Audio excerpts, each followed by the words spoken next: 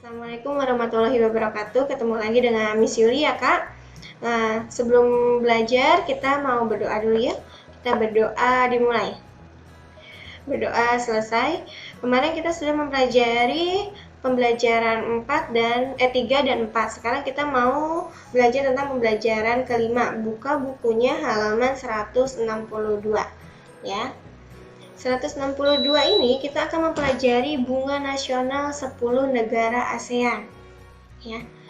Di sejumlah negara tanaman ditetapkan sebagai simbol atau floral emblem untuk merepresentasikan suatu wilayah geografis. Nah, kita sekarang mau mempelajari tentang daftar bunga yang telah ditetapkan sebagai bunga nasional dari masing-masing negara ASEAN. Yang pertama, yaitu Brunei Darussalam. Brunei Darussalam ini namanya adalah bunga simpor. Bunga simpor ini memiliki mahkota bunga berwarna kuning dengan daun yang luas. Sedangkan yang kedua yaitu Melati. Melati adalah simbol dari negara Indonesia. Yang ketiga yaitu Kamboja.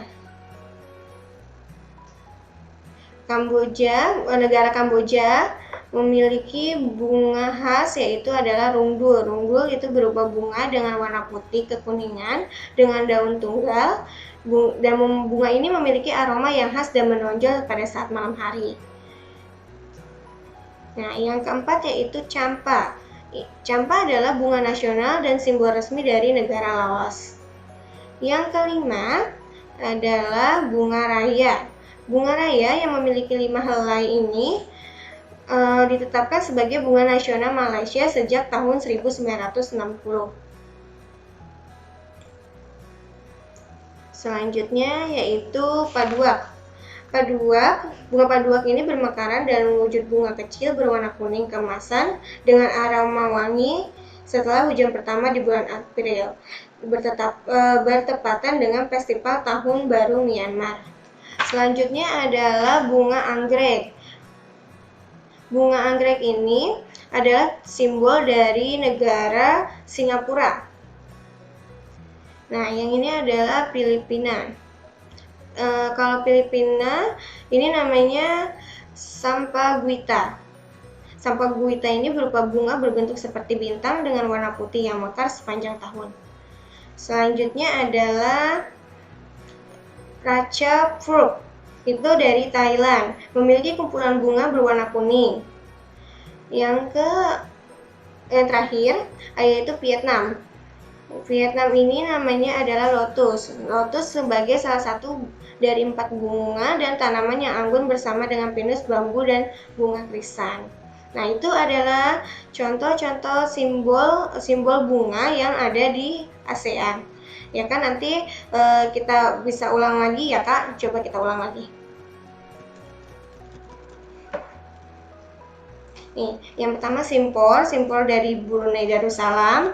Yang kedua adalah Melati dari Indonesia. Yang ketiga adalah rungdul dari Kamboja. Yang keempat Champa dari Laos. Yang kelima bunga raya dari Malaysia. Yang keenam adalah paduak dari Myanmar. Yang ketujuh adalah anggrek dari Singapura. Yang kedelapan adalah Sampaguita dari Filipina.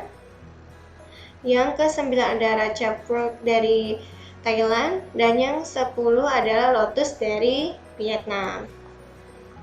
Nah, setelah kita mempelajari simbol bunga dari 10 negara ASEAN, kita akan mempelajari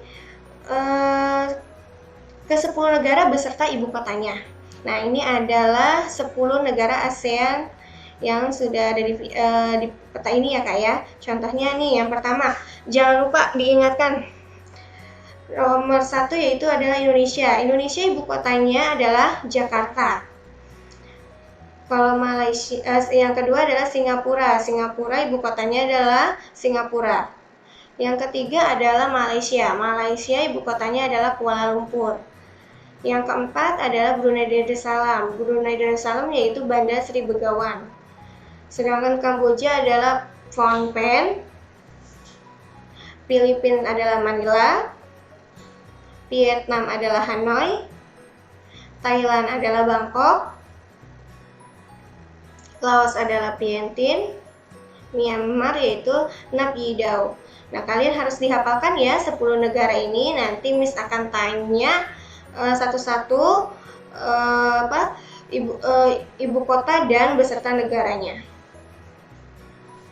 Nah, selanjutnya adalah bacalah teks halaman 168.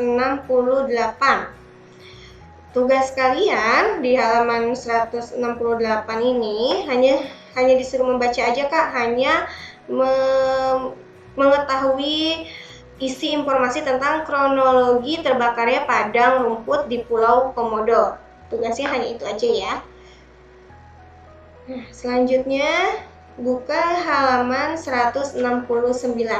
Coba siapkan pensil atau pulpennya. Kita akan mempelajari tentang persebaran dan cara perkembangbiakan. Ya Kak, kemarin kan sudah mempelajari tentang perkembangan vegetatif dan generatif, masih ingat atau tidak?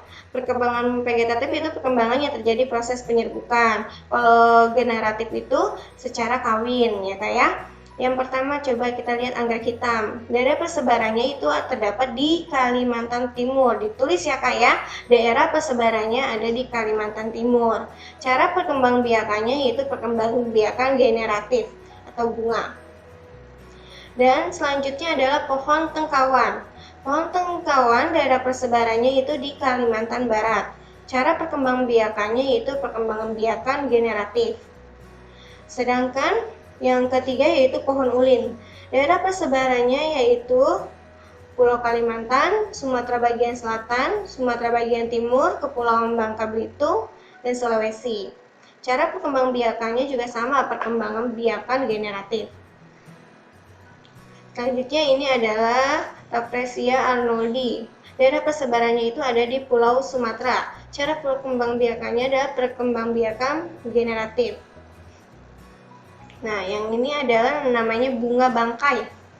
Bunga bangkai daerah persebarannya yaitu di Jawa Barat dan cara perkembangbiakannya adalah vegetatif alami. Nah, setelah mempelajari beberapa tumbuhan langka di Indonesia, sekarang kita mau mempelajari tentang penerapan sila-sila Pancasila terkait pelestarian hewan dan tumbuhan. Nah, yang pertama yaitu sila yang pertama, menyayangi dan merawat hewan dan tumbuhan dengan baik dan penuh kasih sayang. Selanjutnya, menjaga kelestarian hewan dan tumbuhan langka yang terancam punah. Yang terkandung dalam sila kedua, Pancasila, yaitu membersihkan kandang ayam dan sekitarnya, memberikan rumput di sekitar tanaman, berhak mendapat informasi terkait pengelolaan hewan di Indonesia. Selanjutnya, yang ketiga yaitu melakukan gotong royong membersihkan kandang ternak, melakukan penyuluhan untuk melindungi hewan tertentu, tidak memperjualkan hewan langka ke luar negeri, mencegah kepunahan dalam mengelola hewan.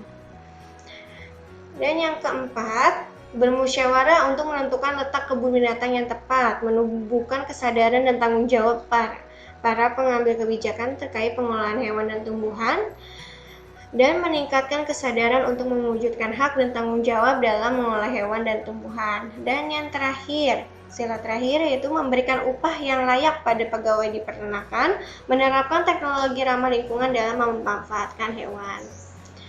Nah, itu adalah pembelajaran 5 dan 6 ya Kak. Jika ada yang masih kurang jelas boleh ditanyakan sama Miss-nya. Dan ini adalah tugas pembelajaran 5 dan 6. Yang pertama adalah kerjakan halaman 165 tentang teks bunga nasional negara ASEAN. Yang kedua adalah kerjakan halaman 169 tentang kronologi terbakarnya padang rumput di Pulau Komodo. Yang ketiga adalah kerjakan uji kompetensi 3 halaman 175 sampai 177. Ya, cukup sekian dari Miss. Kurang lebihnya mohon maaf. Jika ada yang belum paham boleh tanyakan sama Miss-nya masing-masing. Cukup sekian. Assalamualaikum warahmatullahi wabarakatuh.